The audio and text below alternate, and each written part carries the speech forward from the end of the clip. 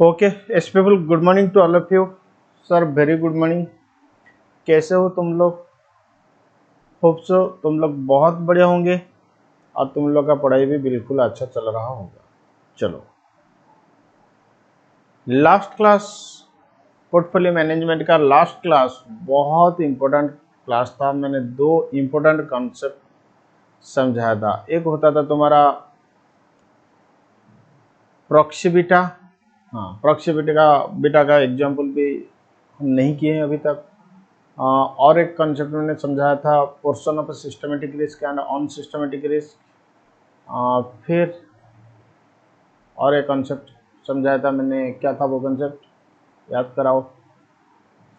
Arbitrage pricing model. ठीक है, तो आर्बिट्रेज प्राइसिंग मॉडल में हम यही देखे थे कि बीटा डिफरेंट फैक्टर वाइज भी कंप्यूट किया जाता है। ठीक है, बीटा मतलब हमारा सिस्टमेटिक रिस्क। जब पोर्टफोलियो मैनेजमेंट का फोर्थ या फिफ्थ क्लास हुआ था, मैंने समझाया था कि पोर्टफोलियो बीटा।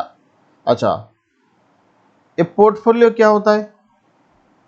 पोर्टफोलियो में दो चार सिक्योरिटी होते हैं, बस और कुछ नहीं। मल्टी कॉम्बिनेशन ऑफ सिक्योरिटी को हम पोर्टफोलियो कहते हैं। तो मान लो पोर्टफोलियो में ए बी सी तीन सिक्योरिटी है। ए में इन्वेस्ट हुआ है 10,000, बी में इन्वेस्ट हुआ है 15,000, सी में इन्वेस्ट हुआ है 25,000। तो टोटल इन्वेस्टमेंट मेरा 50,000। हाँ, अब ए का beta that is beta A, B का beta that is beta B, C का beta that is beta C. ठीक है, मैंने पहले सिखाया था कि इंडिविजुअल सिक्योरिटी का बीटा कैसे कंप्यूट किया जाएगा। इंडिविजुअल सिक्योरिटी का बीटा का मतलब beta of A, beta of B, beta of C. ठीक है, फिर उसके बाद मैंने सिखाया कि चलो पोर्टफोलियो बीटा हम कैसे निकालेंगे। पोर्टफोलियो बीटा मतलब ये जो इंडिविजुअल सिक्योरिटी इनका एवरेज बीटा। तो पोर्टफोलियो बीटा ऑफ पोर्टफोलियो हो जाएगा beta of A into weight A plus beta of B into weight B plus beta of C into weight C. Okay, अब सवाल आ रहा है, ये जो सिक्योरिटी ए का बीटा, इसमें फैक्टराइज बीटा भी आ सकता है। आर्बिट्रेज प्राइसिंग मॉडल के हिसाब से, आर्बिट्रेज प्राइसिंग थ्योरी के हिसाब से हम बीटा को फैक्टर वाइज भी एनालिसिस करते हैं। जैसे कि फॉरेक्स के लिए बीटा फैक्टर 1, इंटरेस्ट रेट के लिए बीटा फैक्टर 2। तो सिक्योरिटी ए का factor 1 beta, factor 2 beta, security B के लिए भी फैक्टर 1 फैक्टर 2, सिक्योरिटी सी के लिए भी फैक्टर 1 फैक्टर 2। अब सवाल आ रहा है, सर बीटा ऑफ पोर्टफोलियो हम कैसे कंप्यूट करेंगे? जब बीटा ऑफ पोर्टफोलियो कंप्यूट करेंगे, क्या फैक्टर 1 बीटा को लेंगे या फैक्टर 2 बीटा को लेंगे या बोथ दोनों को लेंगे? और बेटा जो बीटा पोर्टफोलियो कैलकुलेशन होगा वो भी सेपरेटली फैक्टर 1 के लिए कैलकुलेशन होगा, फैक्टर 2 के लिए कैलकुलेशन होगा। ठीक है, चलो आज के क्लास में हम डिस्कशन करेंगे आर्बिट्रेज प्राइसिंग मॉडल। मतलब फैक्टर वाइज बीटा दिया जाएगा तो पोर्टफोलियो बीटा कैसे कंप्यूट किया जाएगा। फिर एक्सपेक्टेड रिटर्न मैंने तो ऑलरेडी समझा चुका हूं कि एक्सपेक्टेड रिटर्न या तो तुम सीएपीएम के हिसाब से डिटरमाइन करोगे, नहीं तो आर्बिट्रेज प्राइसिंग मॉडल के हिसाब से डिटरमाइन करोगे। अगर सिंगल बीटा दिया हुआ है तो सीएपीएम के हिसाब से, अगर फैक्टर वाइज बीटा दिया हुआ है तो आर्बिट्रेज प्राइसिंग मॉडल के हिसाब से। चलो अब लिखो, 2 और मोर फैक्टर बीटा एनालिसिस।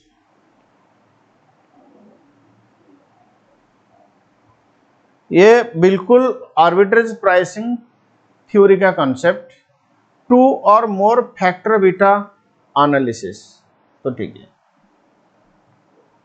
देखो beta is a measure of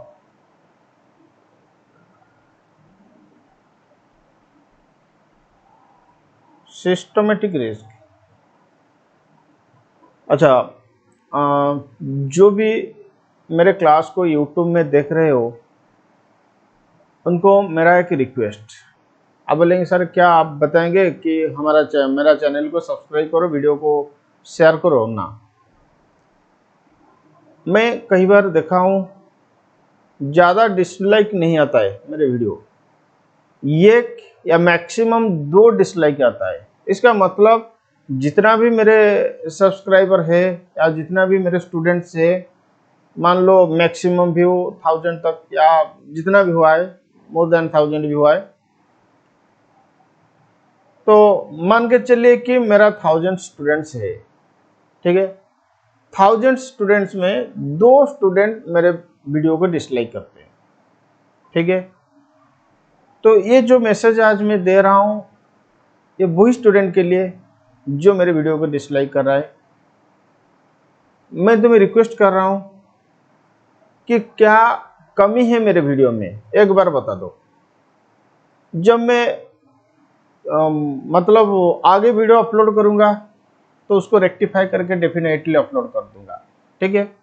तो काइंडली हाँ, आपका नाम मेंशन मत कीजिए, कोई दरकार नहीं कि आप कौन है, कौन मेरा वीडियो को डिसलाइक कर रहा है, ये जानना मुझे नहीं चाहिए। लेकिन किस कारण के वजह से तुम डिसलाइक कर रहे हो, तुम्हें क्या कमी लगता है मेरे वीडियो में, एक बार मुझे कमेंट में बता दो। तो डेफिनेटली अगर वो कमी को मैं रेक्टिफाई कर सकता हूं तो उसके बाद मैं वीडियो अपलोड करूंगा, रेक्टिफाई करने के बाद, नहीं तो मैं यूट्यूब चैनल बंद कर दूंगा। आप बोलेंगे सर अब 2 स्टूडेंट के लिए यूट्यूब चैनल बंद कर देंगे? नहीं बेटा, जो भी स्टूडेंट है ना, सबको सेटिस्फेक्शन देना मेरा ऑब्जेक्टिव, ठीक है। अगर 2 भी हुआ तो क्या हुआ, फिर भी उन लोगों का अधिकार भी है ना मतलब अच्छे क्वालिटी एजुकेशन पाने के लिए। तो इसलिए क्या कमी है? आप बोलेंगे नहीं नहीं सर आप हमारा पसंद नहीं है, तो मैं कुछ नहीं कर सकता हूँ। अगर मेरे टीचिंग में कमी है तो डेफिनेटली मुझे कमेंट बॉक्स में बता देना कि मैं डेफिनेटली उसको रेक्टिफाई करके वीडियो अच्छे बनाऊंगा, ठीक है। चलो चलो, beta is a measure of systematic risk. अब सिस्टमेटिक रिस्क डिफरेंट फैक्टर के लिए भी आ सकता है, फॉरेक्स के लिए भी आ सकता है, इंटरेस्ट के लिए भी आ सकता है,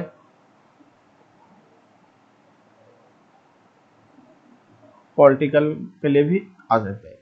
ये जो होगा, मान लो कि ये तुम्हारे लिए फैक्टर 1, ये तुम्हारे लिए फैक्टर 2, ये तुम्हारे लिए फैक्टर 3, ठीक है। इस वीडियो से पहले हम जो बीटा समझे थे वो बीटा होता था, यानी सिस्टमेटिक रिस्क। अगर सिस्टमेटिक रिस्क को फिर तोड़ोगे तो ये सारे फैक्टर्स निकलेगा, ठीक है। अब बोलेंगे सर क्या और भी फैक्टर को हम तोड़ेंगे? बेटा पॉलिटिकल रिस्क अगर तुम तोड़ोगे, बीजेपी, कांग्रेस, बहुत सारे फैक्टर्स आएगा, टीएमसी, बहुत सारे फैक्टर्स आएगा, लेकिन हम पॉलिटिकल को नहीं तोड़ेंगे। ये फैक्टर हो गया, बस सफिशिएंट हो गया। फिर बीजेपी को अगर तुम देखोगे, और भी बहुत सारे मतलब पॉलिटिशियंस वाइज भी रिस्क आ सकता है, ठीक है। तो इतना डिटेल हम मतलब वो एकदम इतना जूम नहीं करेंगे जैसे कि पिक्चर फट जाएगा। चलो पॉलिटिकल तक हो गया, बहुत हो गया। अब बोलो फॉरेक्स के लिए जो होगा, ये बीटा फॉरेक्स का मतलब फैक्टर 1, इंटरेस्ट के लिए जो होगा बीटा फैक्टर 2, पॉलिटिकल के लिए जो होगा बीटा फैक्टर 3। अब सवाल यही आ रहा है कि अब जो सिक्योरिटी बीटा होगा, सिक्योरिटी बीटा का 2 बीटा होगा या 3 बीटा होगा फैक्टर वाइज, ठीक है। मान लो सिक्योरिटी बीटा, तो सिक्योरिटी बीटा अब सिक्योरिटी वाइज होता था, ए सिक्योरिटी का एक ही बीटा मैंने समझाया था, लेकिन फैक्टर वाइज कॉन्सेप्ट समझाने के बाद मैं यही बोलूंगा कि सिक्योरिटी का भी फैक्टर वाइज बीटा होगा। तो सिक्योरिटी का बीटा भी हो जाएगा फॉर फैक्टर, मतलब beta factor 1, beta factor 2, beta factor 3। अब सवाल आ रहा है सर पोर्टफोलियो बीटा। पहले से मैंने एक ही पोर्टफोलियो बीटा समझाया था कि weighted average beta of individual security. अब पोर्टफोलियो बीटा भी फैक्टराइज हो जाएगा। तो पोर्टफोलियो बीटा भी beta factor 1, beta factor 2, beta factor 3। अब एक्सपेक्टेड रिटर्न भी factorise arbitrage pricing theory. Okay, चलो पहले इसके लिए एक एग्जांपल करो। लिखो example.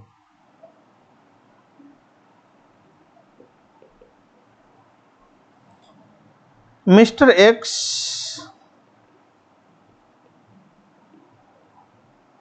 invested in two security with the following characteristic.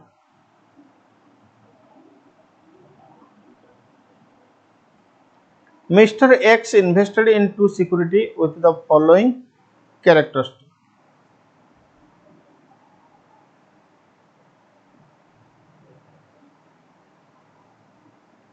Okay.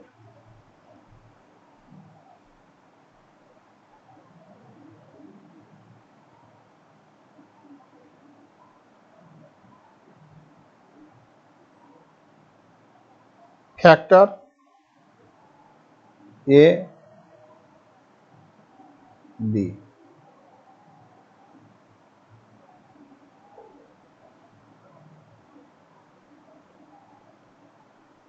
Factor 1 beta, इसका 0.8, इसका 1.5।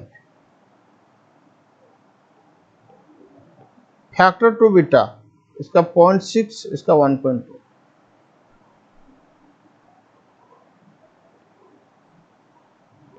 Investment in A is 1 lakh and B is 50,000। मेरा इन्वेस्टमेंट ए में हुआ है 1 लाख, बी में हुआ है 50,000। Compute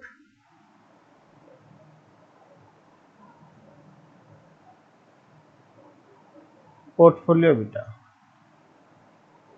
compute portfolio beta. Also compute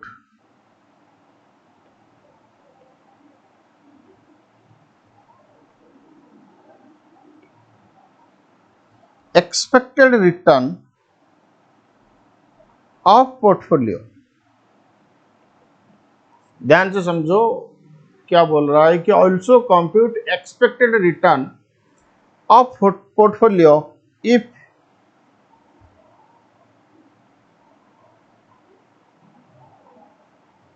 market risk premium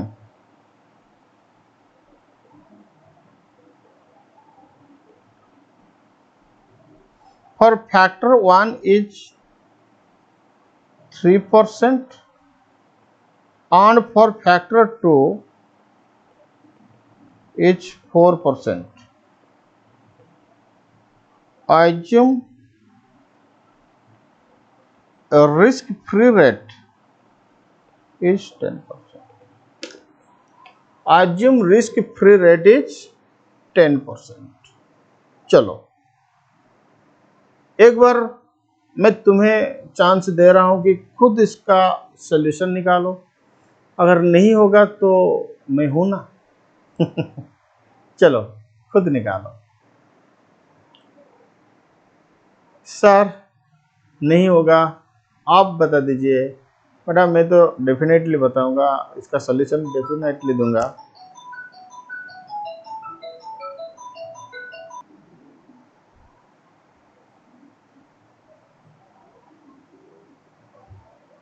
okay चलो लिखो आंसर।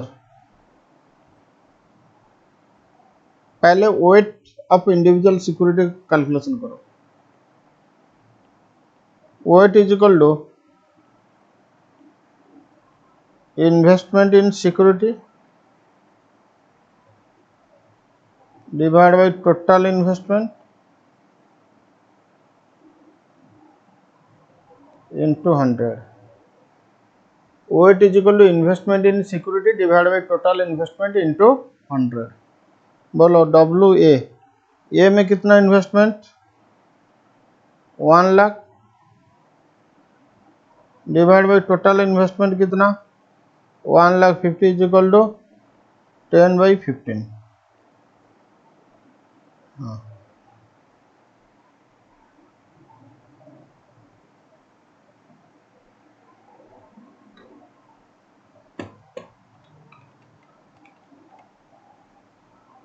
वेट ऑफ बी क्या होगा? बी में इन्वेस्टमेंट कितना?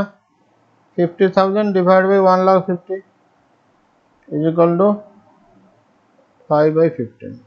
चलो अब लिखो calculation of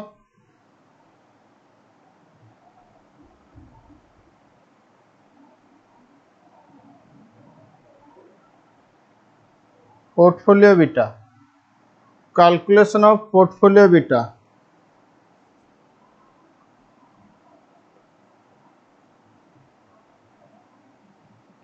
factor wise beta portfolio is equal to beta of A into weight A plus beta of B into weight B. अब फॉर फैक्टर वन के लिए पहले पोर्टफोलियो बीटा निकालो। तो लिखो अब जो पोर्टफोलियो बीटा कैलकुलेशन होगा वो फैक्टर वाइज, तो पहले portfolio beta for factor one.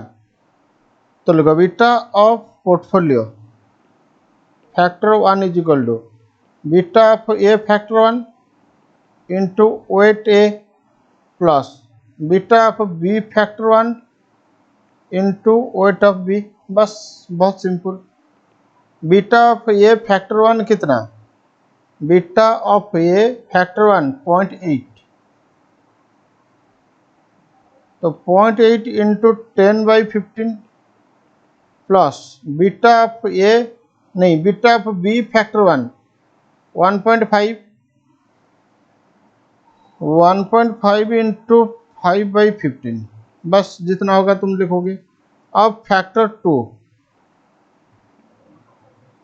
For factor two beta of portfolio factor two बोलो क्या होगा?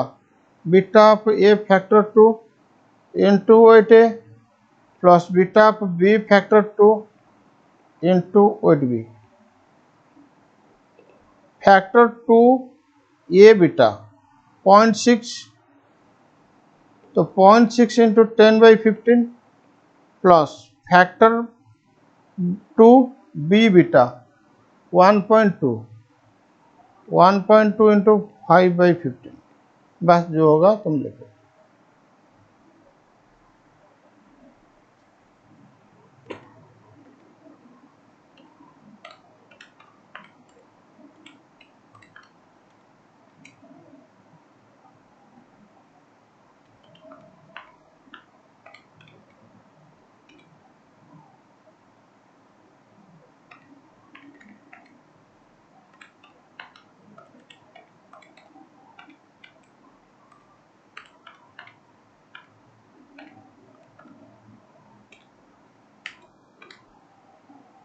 ये हो रहा है 1.03।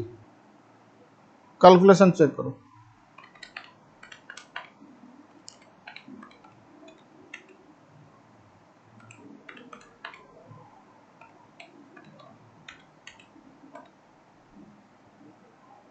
तो हो रहा है 0.8। नेक्स्ट लिखो कैलकुलेशन ऑफ एक्सपेक्टेड रिटर्न।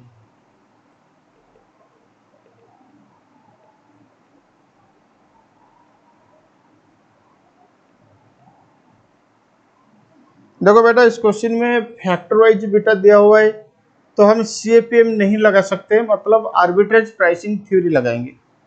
तो आर्बिट्रेज प्राइसिंग थ्योरी हम लगाएंगे। बोलो expected return is equal to risk free plus beta factor one into risk premium factor one plus beta factor two into risk premium factor two. ये जो expected return ये of portfolio, ये जो expected return है ना ये expected return of portfolio. अब बोलो रिस्क फ्री कितना 10%,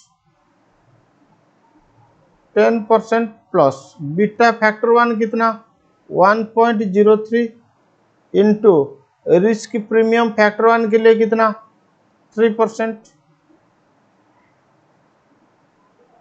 प्लस बीटा फैक्टर 2.8 इंटू 4%।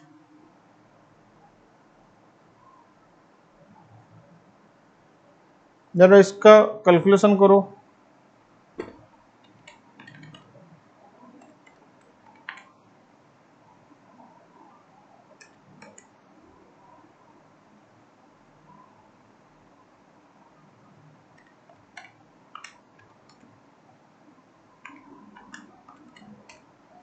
ये 16.29% आ रहा है।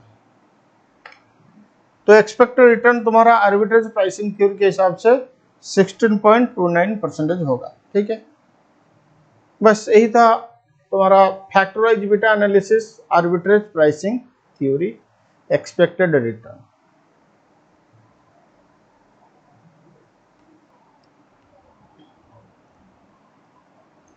ओके, नेक्स्ट कॉन्सेप्ट लिखो, रिस्क रिटर्न और रिलेशनशिप।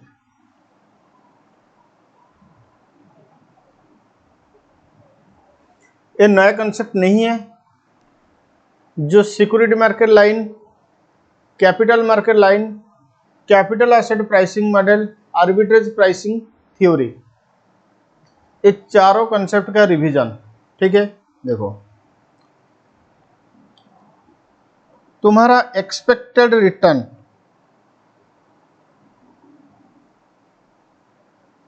मैं एक्चुअल रिटर्न की बात नहीं कर रहा हूं, मैं एक्सपेक्टेड रिटर्न की बात कर रहा हूं। मतलब मैं कितना एक्सपेक्ट करूं, ये इन्वेस्टमेंट से मुझे 15% चाहिए, तो 15% मेरा एक्सपेक्टेड रिटर्न। ये एक्सपेक्टेड रिटर्न हमेशा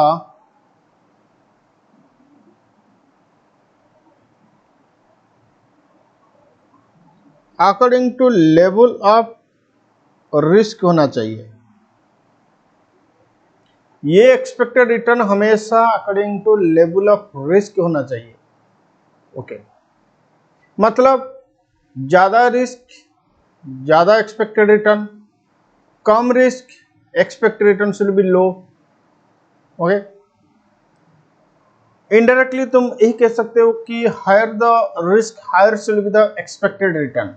ओके, तो इसका मतलब रिटर्न का हमेशा पॉजिटिव रिलेशनशिप रहेगा किसके साथ, रिस्क के साथ। रिस्क ज्यादा होगा तो हम ज्यादा एक्सपेक्ट करेंगे, रिस्क कम होगा तो हम कम एक्सपेक्ट करेंगे। ओके, अब सवाल यही आ रहा है कि सर ये जो रिस्क है ना, ये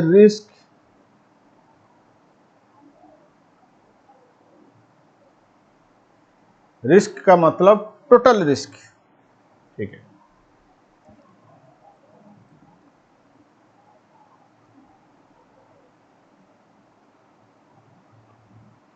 एक होता है टोटल रिस्क। चलो ये नहीं है,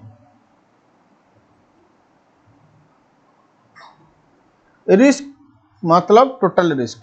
अब टोटल रिस्क का दो पार्ट है, एक होता है सिस्टमेटिक रिस्क और एक होता है on systematic risk.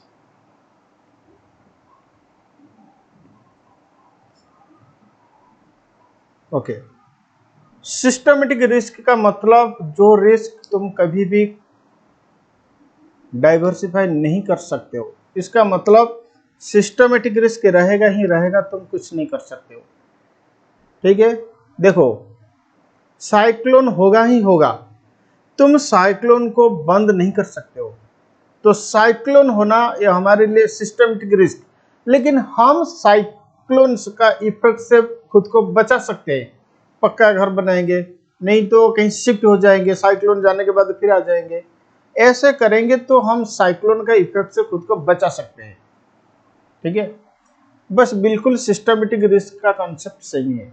Systematic risk रहेगा ही रहेगा, सिस्टमेटिक रिस्क को तुम कभी कम नहीं कर सकते हो या डाइवर्सिफाई नहीं कर सकते हो, लेकिन सिस्टमेटिक रिस्क खुद का इफेक्ट को तुम बचा सकते हो, जिसको कहते हैं, मैंने समझाया था, आर्बिट्रेज, हेजिंग, बहुत सारे कंसेप्ट है। चलो अब सवाल ये आ रहा है कि टोटल रिस्क का दो कंपोनेंट, एक होता है सिस्टमेटिक रिस्क और एक होता है अनसिस्टमेटिक रिस्क। ठीक है, systematic risk, country related risk, ये रिस्क रहेगा ही रहेगा, ना इसको कंपनी रिमूव करेगा ना पोर्टफोलियो मैनेजर रिमूव करेगा। लेकिन अनसिस्टमेटिक रिस्क कुछ डिफॉल्ट के लिए होता है, खुद का अगर डेफिशिएंसी रहेगा तो अनसिस्टमेटिक रिस्क रहेगा।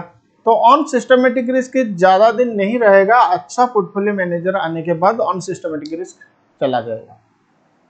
ठीक है, चलो मान लो, अब इसको इतना कॉपी करो पहले, फिर जो मैं समझाऊंगा समझोगे, फिर उसके बाद मैं लिखाऊंगा।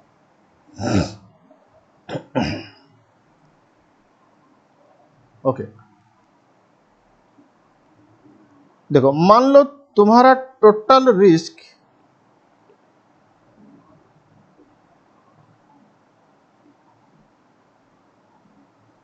Is only systematic risk.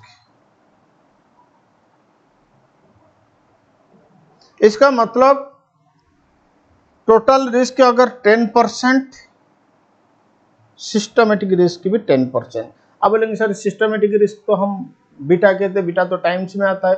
बड़ा पिछले वीडियो में मैंने ऑलरेडी समझा चुका हूं कि सिस्टमेटिक रिस्क को तुम कैसे परसेंटेज में निकालोगे।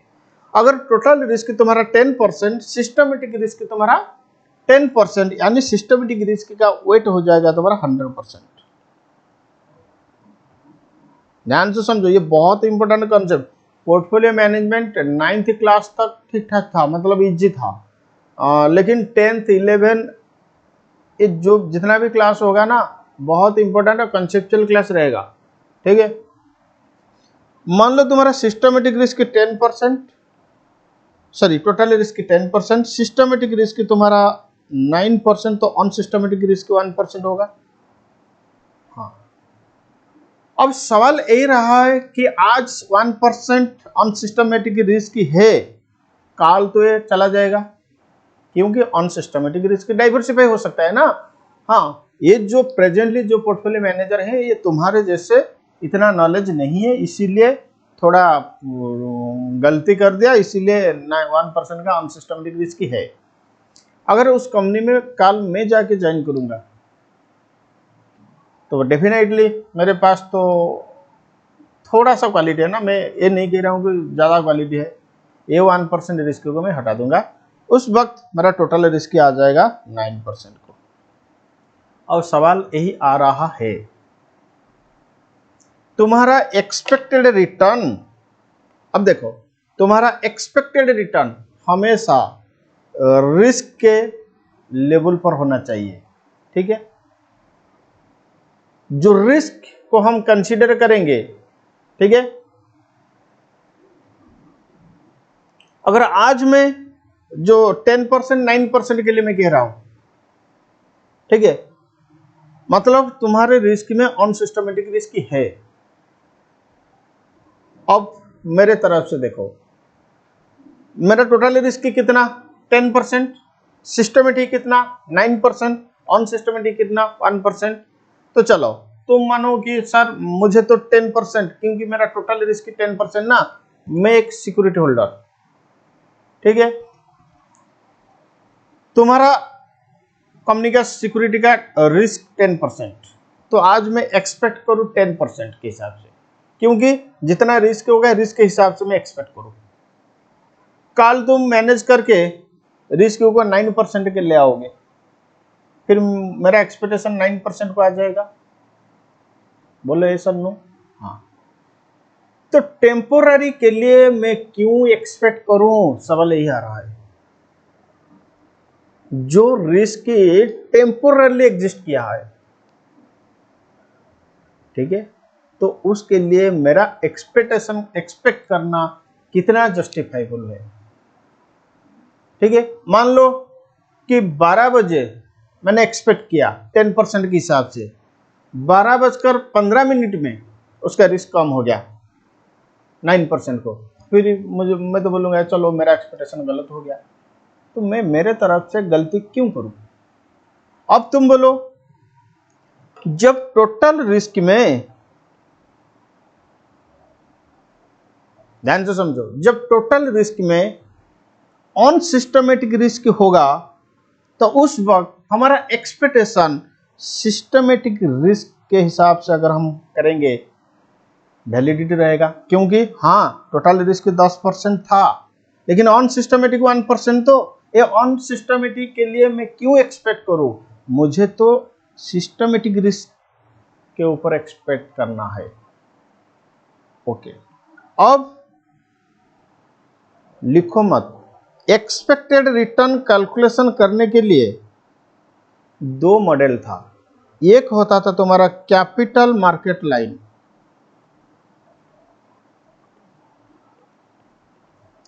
और एक होता था तुम्हारा capital asset pricing model, security market line भी इसको कहते हैं। मैंने बताया था कि सिक्योरिटी मार्केट लाइन या कैपिटल एसेट प्राइसिंग मॉडल का दूसरा नाम भी होता है। अब capital market line standard deviation को कंसीडर करेगा, हाँ, capital asset pricing model beta को कंसीडर करेगा। स्टैंडर्ड डेविएशन का मतलब तुम्हारा टोटल रिस्क, बीटा का मतलब तुम्हारा सिस्टमेटिक रिस्क। चाहे तुम आर्बिट्रेज प्राइसिंग थ्योरी भी लगाओ, वो भी सिस्टमेटिक रिस्क को कंसीडर करेगा। अब बोलो, जो मैं समझाना चाहता हूं तुम समझ जाओगे। अब बोलो, अगर तुम्हारा टोटल रिस्क में यानी 10% में ऑन सिस्टमेटिक रिस्क है, इसका मतलब ऑन सिस्टमेटिक रिस्क का डाइवर्सिफिकेशन कंप्लीट हुआ है क्या? नहीं। अगर डाइवर्सिफिकेशन कंप्लीट हो चुका होगा तो ऑन सिस्टमेटिक रिस्क नहीं होता तुम्हारा टोटल रिस्क में। देखो, ऑन सिस्टमेटिक रिस्क 1% था, मैंने इसको डाइवर्सिफाई कर दिया, अब ऑन सिस्टमेटिक रिस्क नहीं रहेगा। हाँ, तो अगर तुम्हारा टोटल रिस्क में ऑन सिस्टमेटिक रिस्क है, इसका मतलब तुम्हारा diversification of on systematic risk complete नहीं हुआ है, इसका मतलब डाइवर्सिफिकेशन पार्शियल हुआ है। हाँ, अगर डाइवर्सिफिकेशन पार्शियल हुआ है, तुम टोटल रिस्क के हिसाब से अगर एक्सपेक्ट करोगे कल डाइवर्सिफिकेशन कंप्लीट हो जाएगा तो तुम्हारा एक्सपेक्टेड रिटर्न भी चेंज हो जाएगा। यानी अगर डाइवर्सिफिकेशन पार्शियल हुआ है, अगर डाइवर्सिफिकेशन पार्शियल हुआ है, टेम्पोररी रिस्क एग्जिस्ट है, तुम टेम्पोररी रिस्क के लिए एक्सपेक्ट नहीं कर सकते हो। तो सुनो, अभी अगर तुम्हारा ऑन सिस्टमेटिक रिस्क है तो उस वक्त तुम टोटल रिस्क के हिसाब से अगर एक्सपेक्ट करोगे ये गलत हो जाएगा।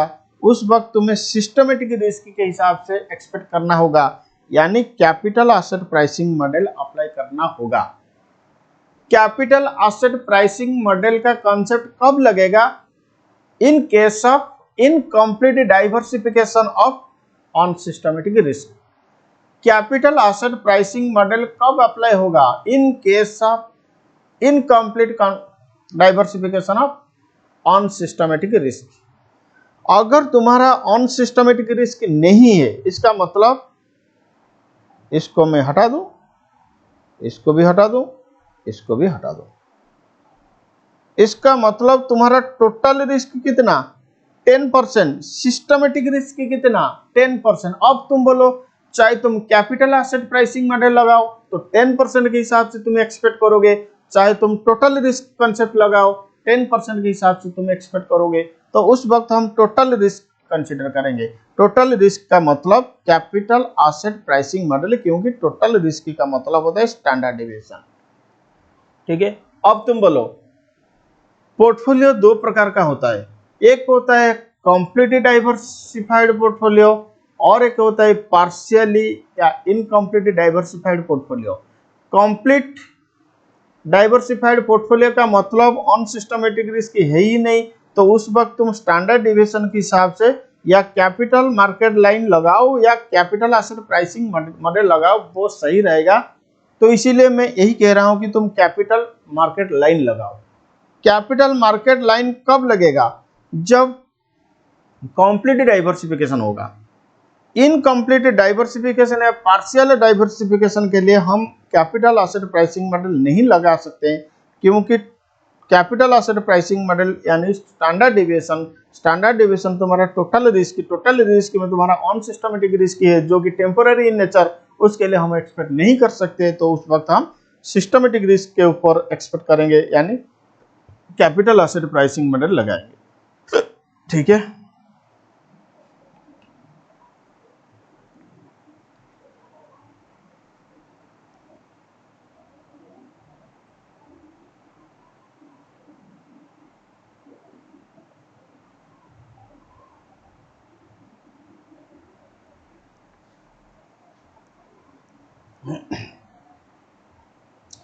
देखो पोर्टफोलियो, ये क्या होगा?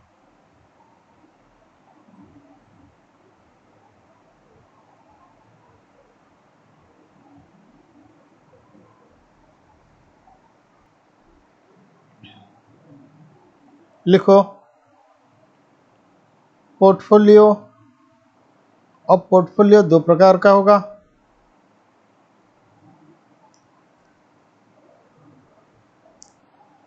पोर्टफोलियो दो प्रकार का होगा।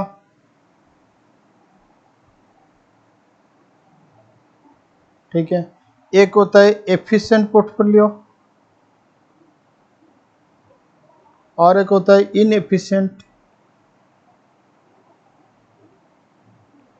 एफिशिएंट पोर्टफोलियो का मतलब देखो एफिशिएंट, जिस पोर्टफोलियो में कंप्लीट डाइवर्सिफिकेशन हुआ है उस पोर्टफोलियो को हम बोलेंगे efficient portfolio.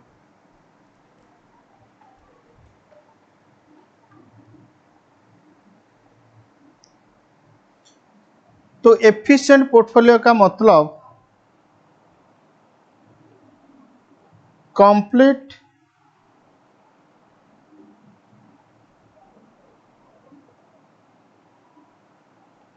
Diversification of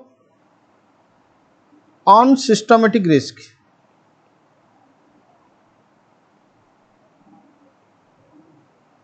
efficient portfolio का मतलब complete diversification of on systematic risk. Inefficient का मतलब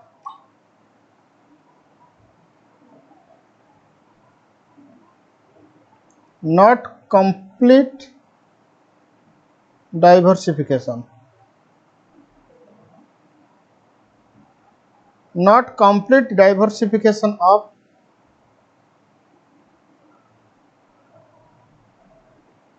ऑन सिस्टमेटिक रिस्क। अगर थोड़ा सा भी ऑन सिस्टमेटिक रिस्क रहा तो वो पोर्टफोलियो हो जाएगा इनएफिशिएंट।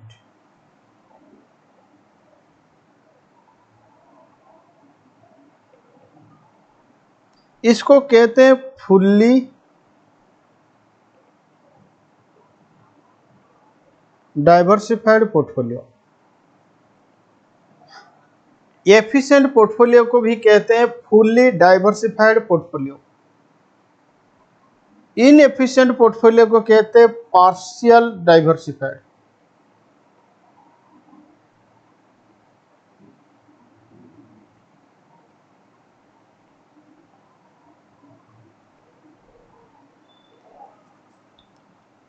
एफिशिएंट पोर्टफोलियो के लिए लगेगा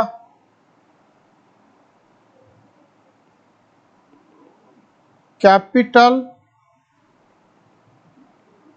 मार्केट लाइन। इनएफिशिएंट पोर्टफोलियो के लिए लगेगा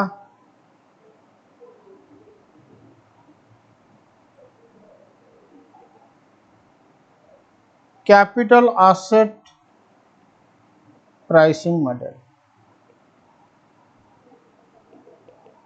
will be applicable will be applicable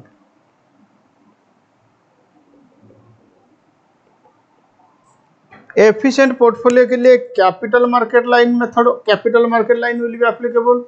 inefficient portfolio के लिए capital asset pricing model will be applicable. Okay okay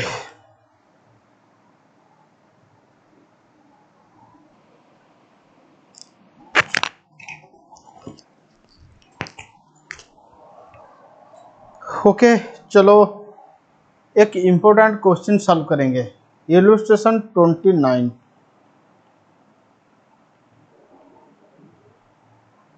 ये क्वेश्चन तुम्हारा स्टडी मैट में मिलेगा, मेरे मैट में भी है, ठीक है, ढूंढना पड़ेगा लेकिन तुम स्टडी मैट से देख सकते हो।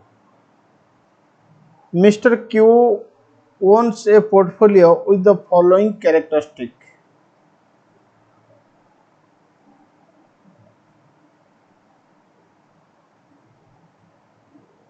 बस यहाँ से रीड करो फोटो से।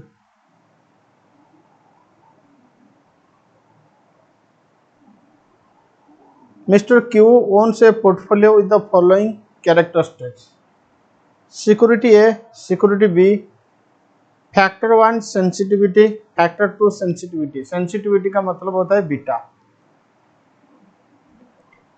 ए के लिए फैक्टर 1 बीटा 0.8, बी के लिए फैक्टर 1 बीटा 1.5, टू के लिए सॉरी ए के लिए factor 2 beta factor 2 beta 0.6, B के लिए factor 2 beta 1.5, expected return 20%, 25%, risk free rate तुम्हारा 15%। It is assume that security return are generated by two factor model. Two factor model का मतलब होता है APT, arbitrage pricing theory. Mister Q has 1 lakh to invest and sell short 50,000। अच्छा,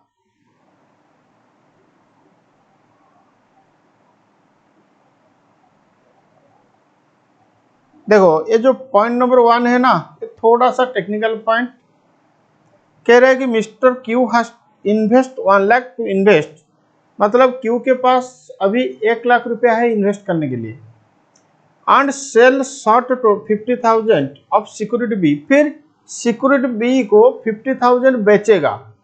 देखो उसके पास तो अभी 1 लाख है इन्वेस्ट करने के लिए, फिर सिक्योरिटी बी को बेचेगा 50,000, जो 50,000 मिलेगा सिक्योरिटी बी को बेच के वो ए में इन्वेस्ट होगा। And purchase 1 lakh of security A. What is the sensitivity of mister Q portfolio of two factor. बहुत इंपॉर्टेंट क्वेश्चन। देखो यहाँ पे ये जो पोर्टफोलियो मैनेजमेंट का क्वेश्चन है ना, इसमें एक सिक्योरिटी जिसका वेट नेगेटिव होगा, अगर तुम बाय करोगे तो वेट पॉजिटिव होगा, अगर तुम सेल करोगे तो वेट नेगेटिव होगा। तो इसका मतलब ये का जो इन्वेस्टमेंट है ना 1,50,000 पॉजिटिव, 50,000 नेगेटिव, ठीक है। फिर कह रहा है कि मिस्टर क्यू बोरो 1 लाख, फिर से बोरो किया, चलो at the risk free rate and invest the amount he borrows along with the original amount of 1 lakh in security A and B in the same proportion as described in part 1. What is the sensitivity of portfolio? What is the expected return? Sorry, what is the expected return premium of factor 2?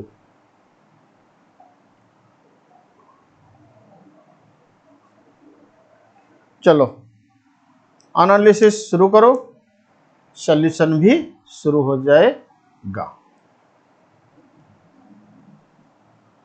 अब बोलो, I am discussing case 1। Q के पास कितना पैसा था 1 lakh, B को बेचेगा कितना मिलेगा 50,000, तो कितना हुआ 1,50,000। ओके, ये में कितना इन्वेस्ट होगा 1,50,000, बी में कितना इन्वेस्ट होगा -50, क्योंकि शॉर्ट का मतलब सेलिंग, लॉन्ग का मतलब बाइंग। अगर तुम बाय करोगे उसके लिए अगर तुम पॉजिटिव को बोलोगे, सेल तो नेगेटिव डेफिनेटली होगा, क्योंकि sell is the reverse of buy. Okay, तो इसका मतलब ए का क्यू का जो पोर्टफोलियो इसमें सिक्योरिटी ए बी, तुम्हारा इन्वेस्टमेंट ए में 1,50,000, बी में 50 नेगेटिव, यानी टोटल हो रहा है तुम्हारा 1 लाख। ओके, वेट हो जाएगा 15/10 या 150 डिवाइड बाई 100, ये 1.5, ये 50 divide by 100 negative 0.5 negative, total weight भी 1 हो रहा है। ओके,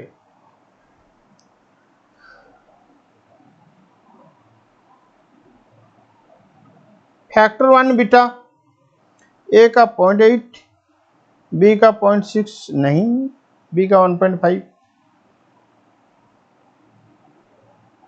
फैक्टर 2 बीटा, ए का 0.6, बी का 1.2।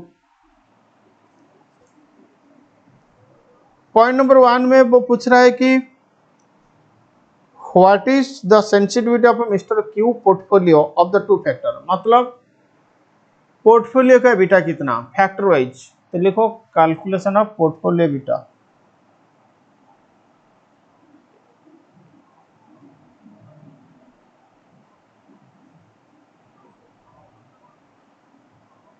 बोलो पोर्टफोलियो बीटा, एक ही बीटा कैलकुलेशन होगा या दो बीटा कैलकुलेशन होगा? दो बीटा, एक होगा फैक्टर 1 के लिए और एक होगा फैक्टर 2 के लिए।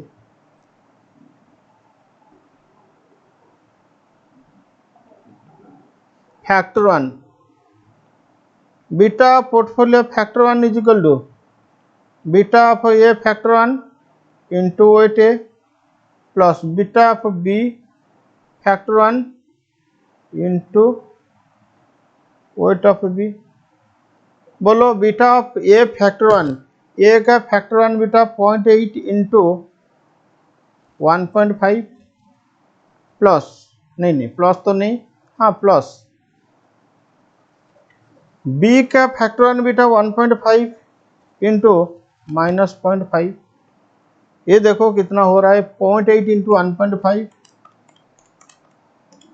ये 1.2 माइनस 1.5 इंटू 0.5, ये 0.75, तो 1.2 माइनस 0.75 ये हो रहा है तुम्हारा 0.45। तो पोर्टफोलियो का फैक्टर 1 बीटा हो रहा है 0.45। नेक्स्ट लिखो फैक्टर 2।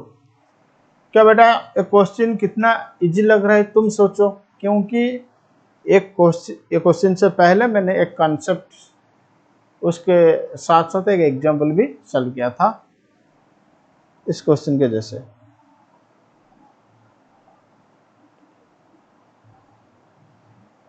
अब फैक्टर 2, क्या मैं फॉर्मूला फिर से लिखूंगा? हाँ, beta portfolio factor 2 is equal to beta of A factor 2 into weight A plus beta of B factor 2 into weight B.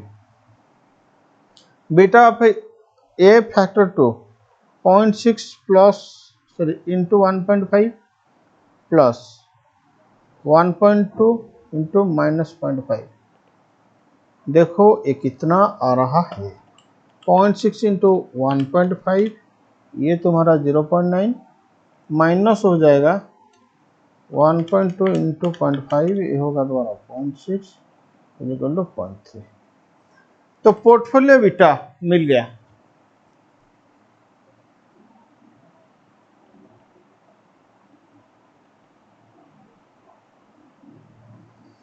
Portfolio beta मिल गया फैक्टर 1 का 0.45, फैक्टर 2 का 0.3।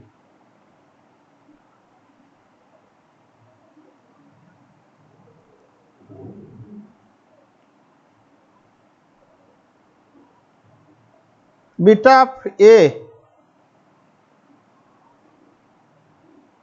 Factor 1 0.8, factor 2 0.6।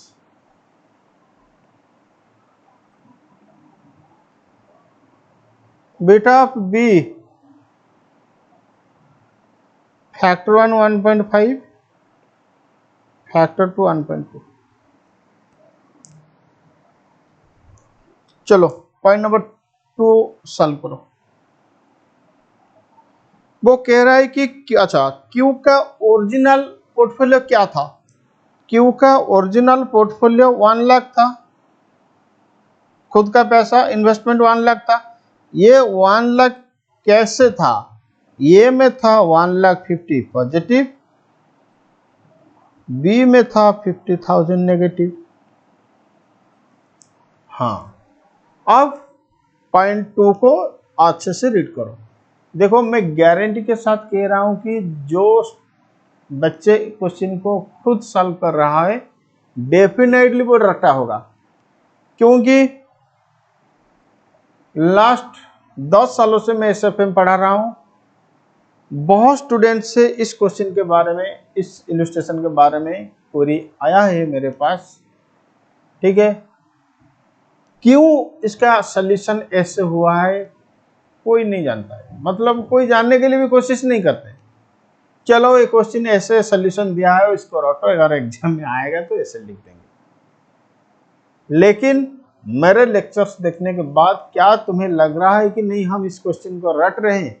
नहीं, बिल्कुल ऐसा नहीं लगेगा, क्योंकि मुझे मालूम था कि कैसे अगर मैं क्लास शुरू करूं, कॉन्सेप्ट को कैसे तोड़ तोड़ के पढ़ाऊं, जैसे कि इलस्ट्रेशन 29 तुम्हें समझ में आएगा।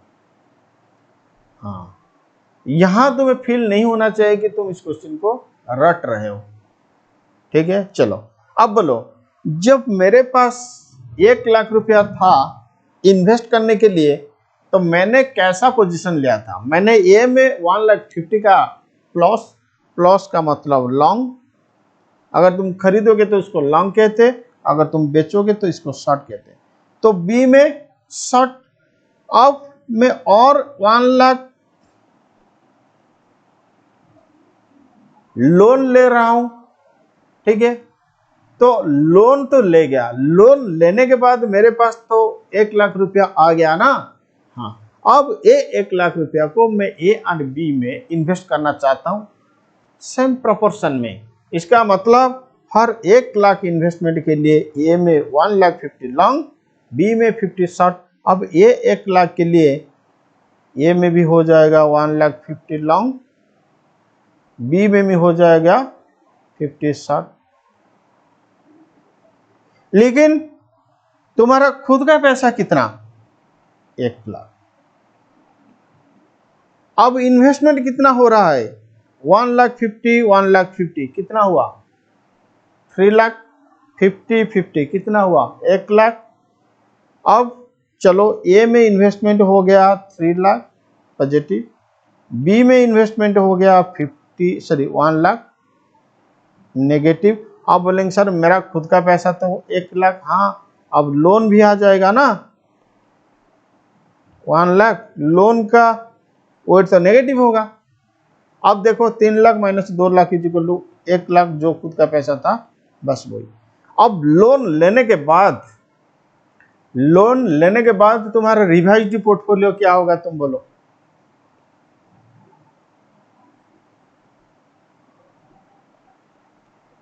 लोन लेने के बाद तुम्हारा रिवाइज्ड पोर्टफोलियो क्या होगा? तुम बताओ।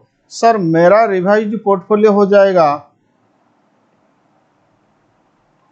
कह दो तुम्हें क्यों चुप रहूं, दिल में मेरा आज क्या है, दिल में मेरा आज रिवाइज्ड पोर्टफोलियो है। चलो सिक्योरिटी, सर कलर चेंज हो गया। हाँ, सिक्योरिटी ए बी, अब लोन आ जाएगा। हाँ, इन्वेस्टमेंट बोलो बोलो। सर 3 लाख होगा। हाँ, इसमें 1 लाख होगा नेगेटिव, लोन तो 1 लाख नेगेटिव, खुद का इन्वेस्टमेंट 1 लाख ही हो रहा है।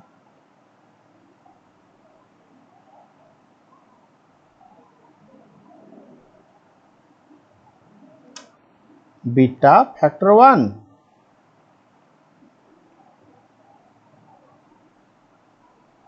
सर इसका तो 0.8, बी का तो 1.5, लोन के लिए 0 होगा, क्योंकि क्वेश्चन कह रहा है कि रिस्क फ्री बोरोइंग होगा।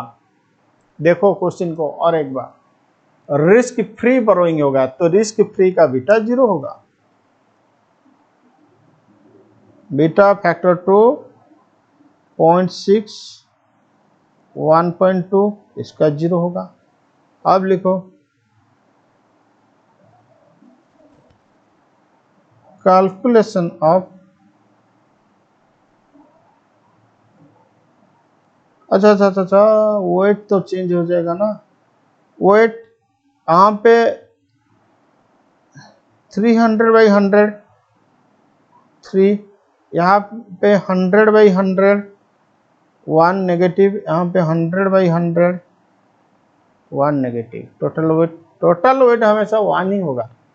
तुम इसको पकड़ के चलो कि टोटल वेट हमारा हमेशा 1 ही होना है। कैलकुलेशन ऑफ पोर्टफोलियो बीटा, सच में बोलो क्वेश्चन समझ में आ रहा है? हाँ सर, तुम लोग का पोर्टफोलियो मैनेजमेंट अभी खत्म होने वाला है। जो भी रिमेनिंग लेक्चर्स मिलेगा प्रॉब्लम सॉल्यूशन के ऊपर मिलेगा। तो मैंने इसीलिए एक्चुअली मेरा सिस्टम क्या है, मैंने पहले पोर्टफोलियो मैनेजमेंट का कॉन्सेप्ट क्लास दे दिया था, ठीक है। फिर उसके बाद मैंने तुम्हारे ऊपर छोड़ दिया कि चलो तुम खुद क्वेश्चन करो। तुम डेफिनेटली क्वेश्चन किए होंगे और मुझे बार बार परेशान भी किए होंगे। बार बार मुझे व्हाट्सएप आया, कॉल आया, सारे क्वेश्चन नहीं हो रहा है, ये नहीं हो रहा है, ये नहीं हो रहा है। अरे भाई तुम उठ तो करो। पहले मैं तुम्हें स्कोप दे रहा हूँ कि खुद देखो, अगर नहीं होगा तो डेफिनेटली मैं बता दूंगा, क्योंकि मैंने पैसा ले रखा हूँ ना। नहीं, अगर सोल्यूशन नहीं दूंगा, वीडियो नहीं दूंगा तो तुम बताओगे, बोलोगे सर हमारा पैसा रिटर्न कीजिए।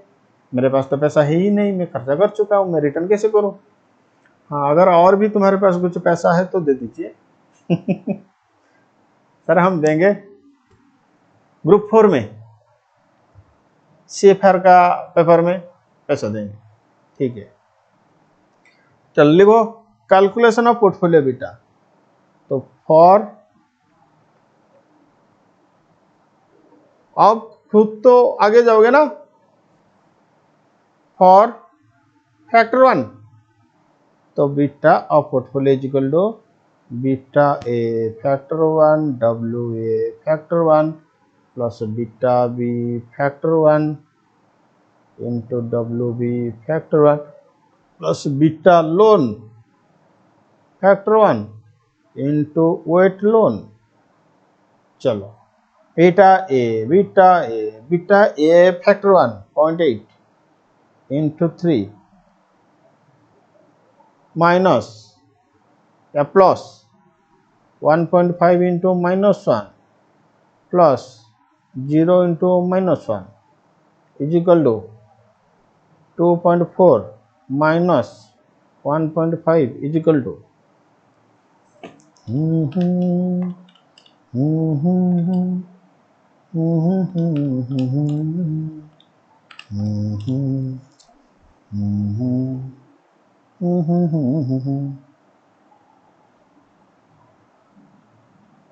For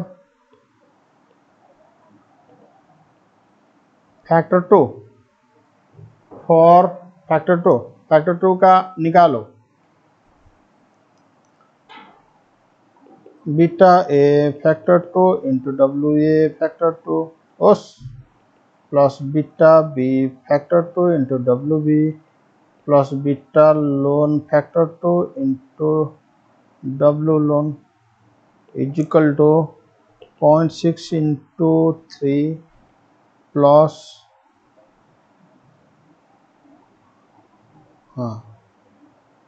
1.2 into -1 plus 0 into -1 is equal to 1.8 minus 1.2 0.6। अब देखो पार्ट सी, वो कह रहा है कि what is the expected return premium of factor 2। तो लिखो कैलकुलेशन ऑफ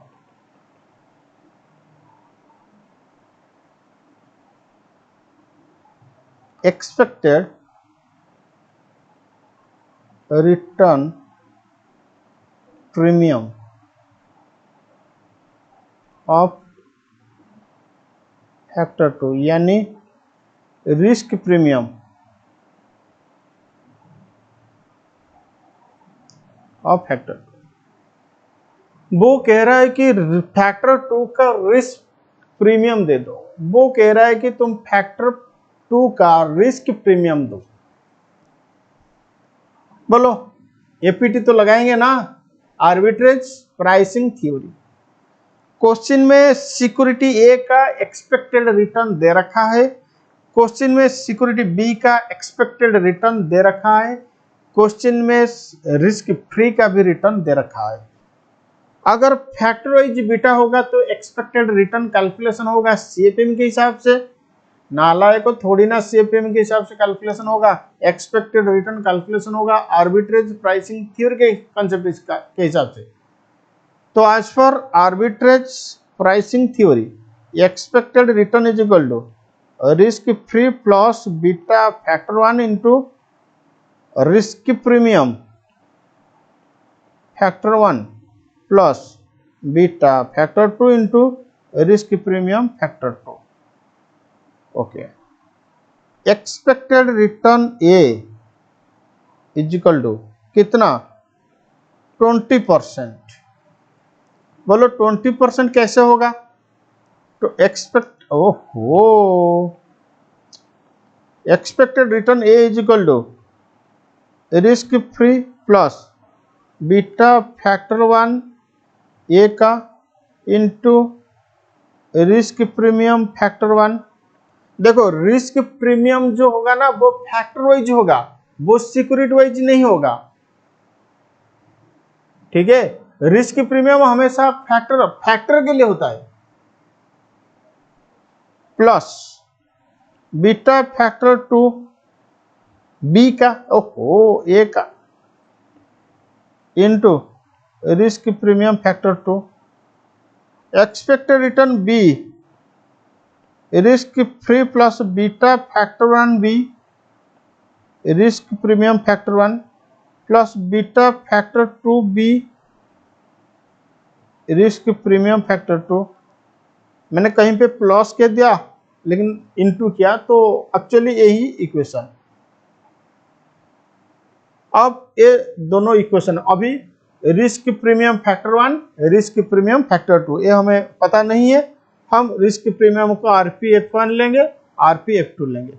बोलो एक्सपेक्ट रिटर्न ए का एक्सपेक्ट रिटर्न कितना 20% is equal to risk free तो 15% plus beta factor 1 A beta factor 1 A beta factor 1 A 0.8 into RPF one का मतलब risk premium factor 1 plus beta factor 2 A beta factor 2 A 0.6 into RPF two okay is equal to 15% plus 0.8 RPF one plus 0.6 आरपीएफ2।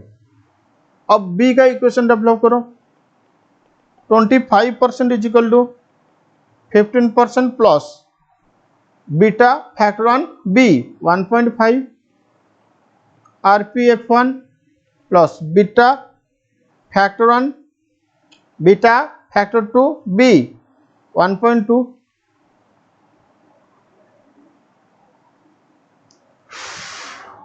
आरपीएफ2। अब मेरे पास दो equation है, ये एक equation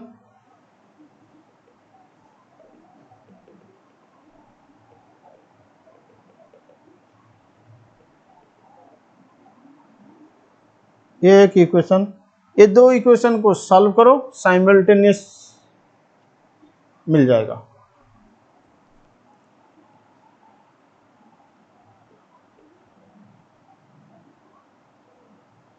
twenty is equal to 15 plus 0.8 RPF one plus 0.6 RPF two 25 is equal to 15 plus 1.5 RPF1 plus 1.2 RPF2।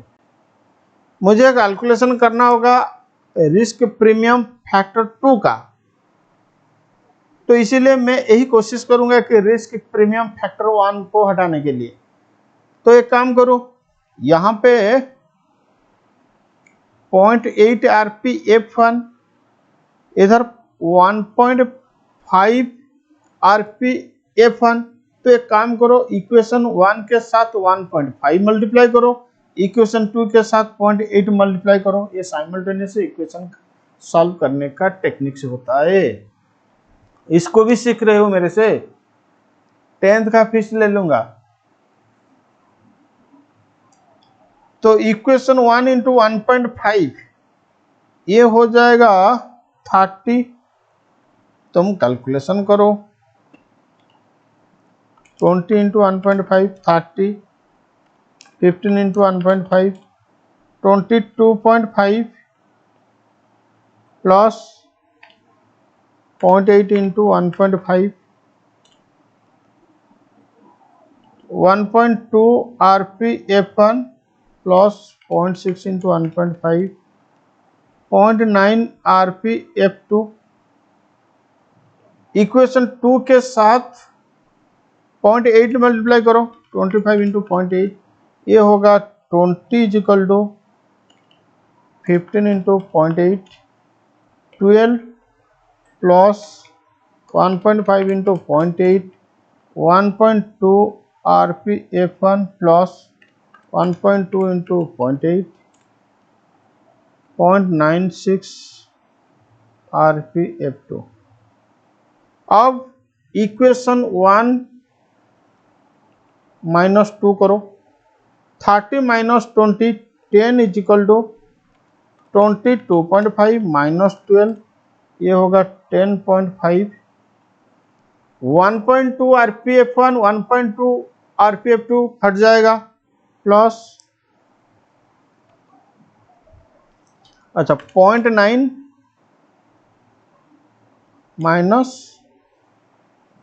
0.96, तो ये plus नहीं minus 0.06 RPF2 minus 0.06 RPF2। अब एक काम करो, 0.06 RPF2 is equal to 10.5 minus 10 is equal to 0.5 RPF2 is equal to 0.5 divide by 0.06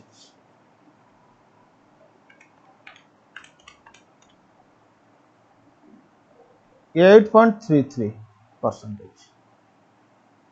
hence लिखो risk premium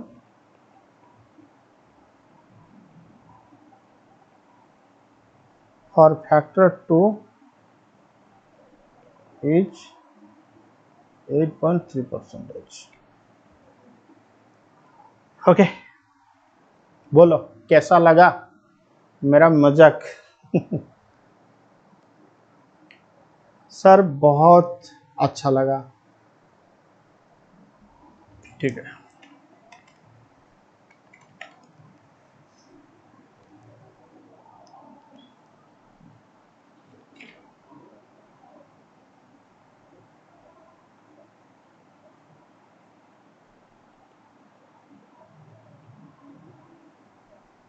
बेटा मैं तुम्हारा स्टडी मैट का सारे क्वेश्चन सॉल्व नहीं करूंगा, ठीक है?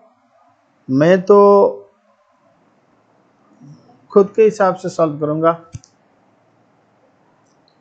मुझे लगता है जो क्वेश्चन तुम नहीं कर पाओगे बस वही क्वेश्चन ही मैं सॉल्व करूंगा, सारे क्वेश्चन नहीं। ऑलरेडी सिलेक्टेड कौन सा क्वेश्चन मैं सॉल्व करूंगा, कितना क्वेश्चन तुम सॉल्व करोगे ये पहले से डिटरमाइन होकर रखा है। चलो, following are the information on two portfolio. अच्छा, तुम एक काम करोगे, अगर तुम्हारा स्टडी मैट में एक क्वेश्चन के साथ आंसर लिखने के लिए जगह स्पेस है तो तुम वही स्पेस में आंसर लिखोगे, ठीक है? ये याद है तो हाँ, देखो following are the information on two portfolio D and G. D and G ये दोनों का इंफॉर्मेशन दे रहा है। Particulars portfolio D, portfolio G. Elimination of unsystematic risk. Elimination का मतलब डाइवर्सिफिकेशन। डी में कंप्लीट, यानी डी हो जाएगा तुम्हारा efficient portfolio. G partial, G हो जाएगा इनएफिशिएंट। अगर एक्सपेक्टेड रिटर्न कैलकुलेशन होगा तो डी के लिए डी कंप्लीट है ना, तो डी के लिए हम capital asset capital market line लगाएंगे और जी के लिए कैपिटल एसेट प्राइसिंग मॉडल लगाएंगे। अच्छा, the Sensex has return on average of 16.25% on investment in the past year। Sensex का मतलब होता है मार्केट। चलो, portfolio D is equal to efficient, तो इसके लिए कैपिटल मार्केट लाइन लगेगा। Portfolio G is equal to inefficient, इसके लिए कैपिटल एसेट प्राइसिंग मॉडल लगेगा। हाँ, मार्केट रिटर्न कितना?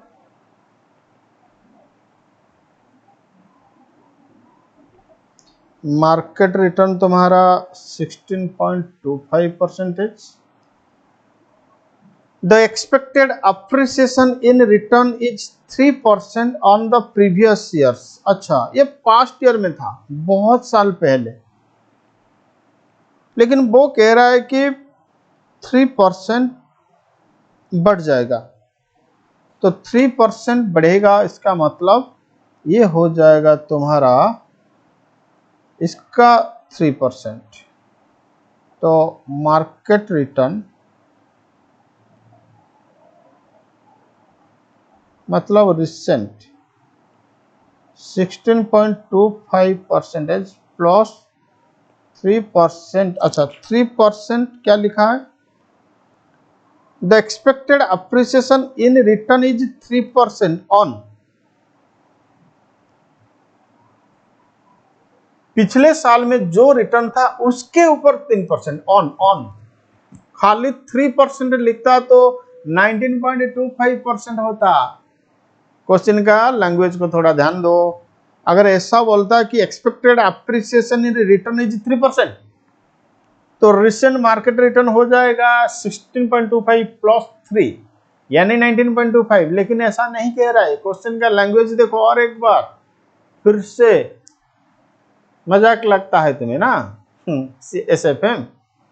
The expected return in the expected appreciation in return is 3% on the previous year's return। मतलब 3% पिछले साल का रिटर्न के ऊपर, तो 3% ऑफ 16.25 इजिकल टू कितना होगा जरा देखो,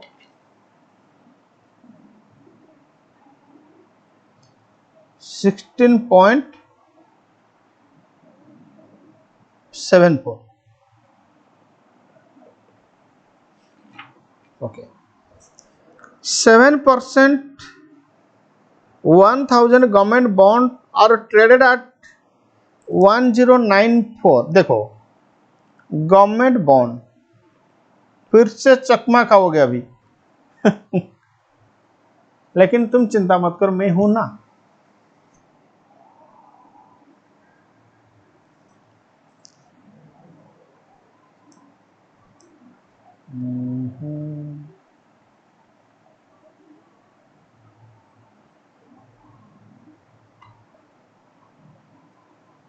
तुम चिंता मत करो, तुम्हारे सारे कठिनाई को मैं दूर करूंगा। ठीक है, उड़िया में एक गाना था, मतलब एक एल्बम था, बहुत अच्छा सॉन्ग था बाबुल सुप्रियो की आवाज से। तू जो बाटे पाद पकेइबू से बाटे देवी मुँह फूल बिछेई। इसका मतलब तुम जिस रास्ते में जाओगे, अगर उस रास्ते में कुछ कांटा होगा तो पहले मैं पाद रखूँ, मतलब पहले मैं पैदल रखूंगा खुद का, मतलब रोड में पहले क्लीन करूंगा फिर उसके बाद तुम जाओगे। ऐसा लेकिन नहीं होता है रियल लाइफ में, ये रियल लाइफ में होता है, लेकिन रियल लाइफ में ऐसा नहीं होता है। ओके चलो, गवर्नमेंट बॉन्ड, उसका फेस वैल्यू कितना 1000, मार्केट वैल्यू कितना 1094, कूपन रेट कितना 7%। कूपन का मतलब इंटरेस्ट। अब तुम्हें इंटरेस्ट के ऊपर तो कूपन मिलेगा, सॉरी फेस वैल्यू के ऊपर कूपन मिलेगा, क्योंकि हमेशा फेस वैल्यू के ऊपर इंटरेस्ट मिलेगा ना। तो इंटरेस्ट कितना मिलेगा 70 रुपया, यानी 1000 का 7%। लेकिन तुम्हारा इन्वेस्टमेंट कितना हुआ है 1097, तो return percentage is equal to return divide by amount into 100। तो रिटर्न तुम्हें मिल रहा है 70, इन्वेस्टमेंट हुआ है 1097, ओ आई एम सॉरी 1094 इंटू 100 करो। तुमसे मिलना बातें करना बड़ा अच्छा लगता है, क्या है ये क्यों है ये जो भी है बड़ा अच्छा लगता है, तुमसे मिलना बातें करना। एक एसएफएम टीचर के वजह से मैं यही बोलूँगा कि एसएफएम पढ़ाना, उसको समझाना बड़े अच्छा लगता है, क्या है ये क्यों है ये जो भी है बड़ा अच्छा लगता है, तेरे छोटे छोटे बात हर एक मुलाकात तड़पाऊंगा मुझे लम्हे लम्हे तेरे साथ। एसएफएम के लिए क्या बोलोगे, तेरे छोटे छोटे कॉन्सेप्ट और एक फॉर्मूला। चलो, रिस्क फ्री रिटर्न हो गया 6.4%। बहुत मजा हो गया आज के क्लास में, कोई बात नहीं, चलो रिस्क फ्री हो गया। The variance of the return, variance का मतलब स्टैंडर्ड डेविएशन ऑफ सेंसेक्स का मतलब market, sorry standard deviation square market का 2.96। Covariance between portfolio G and market, अच्छा कोवेरिएंस जी, मैं जी कह रहा हूं लेकिन लिख रहा हूं डी, सर क्या है, क्या हुआ है आपका। The covariance between G and market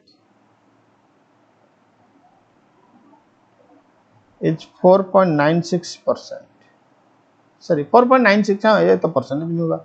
are certain expected return on portfolio D and G, beta D and जी का एक्सपेक्टेड रिटर्न देखो, एक एफिशिएंट और एक इनएफिशिएंट। मैं कॉन्सेप्ट ऑलरेडी समझा चुका हूं कि एफिशिएंट के लिए, इनएफिशिएंट के लिए किसके लिए कैपिटल मार्केट लाइन लगेगा, किसके लिए कैपिटल एसेट प्राइसिंग मॉडल लगेगा। हाँ सर, चलो लिखो calculation of expected return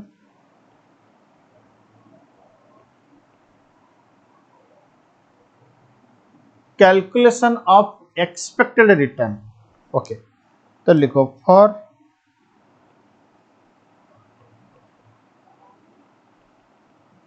portfolio D, portfolio D के लिए हम एक्सपेक्टेड रिटर्न कैलकुलेशन करेंगे। ओके, बोलो बेटा पोर्टफोलियो डी क्या एफिशिएंट है इनएफिशिएंट, एफिशिएंट। तो एफिशिएंट के लिए capital market line capital market line के हिसाब से expected return is equal to risk free plus standard deviation of D, D का मतलब सिक्योरिटी। तो expected return capital market line के हिसाब से risk free plus standard deviation divide by, मतलब standard deviation of security divide by standard deviation of market into RM minus RF। चलो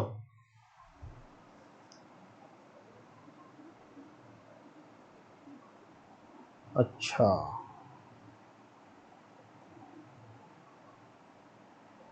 हाँ question में देखो पोर्टफोलियो डी का, मैं यहीं पे थोड़ा एनालिसिस कर रहा हूं, तुम इसको कॉपी मत करो, लेकिन क्वेश्चन में देखो पोर्टफोलियो डी का standard deviation square 6.6, portfolio D का स्टैंडर्ड डेविएशन स्क्वायर 6.6, फिर स्टैंडर्ड डेविएशन स्क्वायर जी का 14.96। अगर स्टैंडर्ड डेविएशन का स्क्वायर दिया हुआ है तो तुम स्टैंडर्ड डेविएशन आराम से निकाल सकते हो। बोलो रिस्क फ्री कितना, 6.4 plus standard deviation of D, standard deviation of D यानी 6.66 का रूट ओवर 2.59 डिवाइड बाई,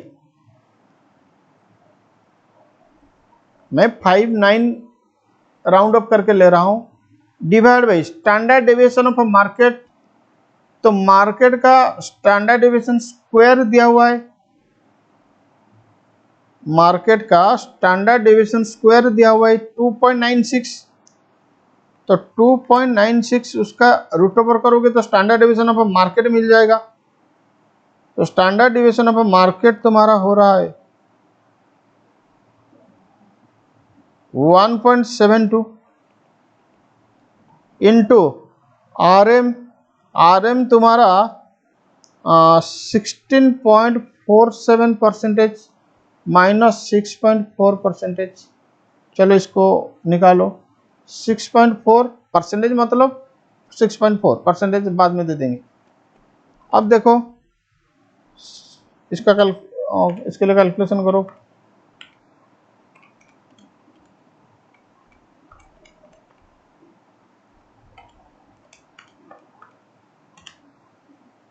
ये आ रहा है 15.16,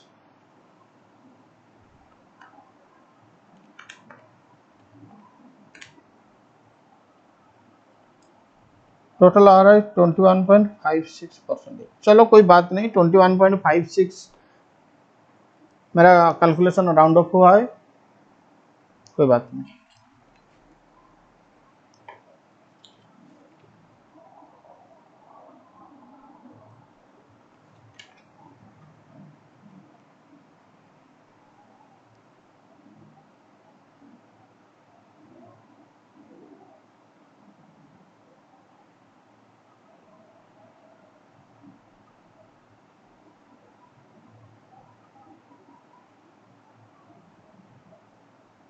नेक्स्ट लिखो फॉर पोर्टफोलियो जी,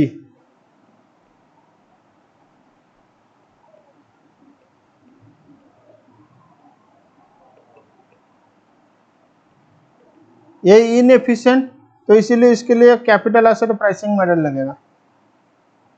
तो एक्सपेक्टेड रिटर्न, अब बोलो expected return capital asset pricing model के हिसाब से, expected return capital asset pricing model के हिसाब से risk free plus beta into RM minus RF। अब हमें बीटा कैलकुलेशन करना होगा, तो दो लाइन जगह छोड़ के लिखो beta is equal to covariance security with market divide by standard deviation market का स्क्वायर। अब बोलो beta of G is equal to covariance G comma M divide by standard deviation market का स्क्वायर। बोलो covariance G between M, माने between G and M, covariance G and M के बीच में कितना 4.96 divide by standard deviation of market square 2.96। देखो beta कितना आ रहा है 4.96 डिवाइड बाई 2.96, तो बीटा आ रहा है 1.68।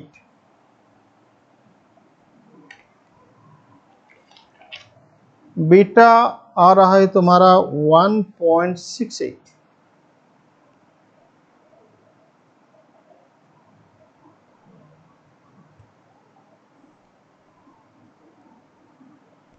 अब लिखो expected return is equal to risk free कितना 6.4 plus beta 1.68 into R M 16.74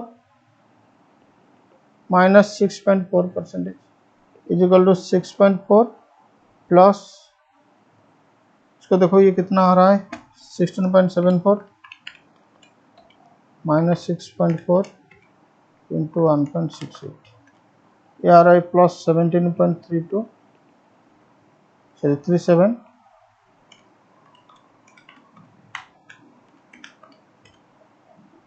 ये 23.77%। ऐसा हो गया।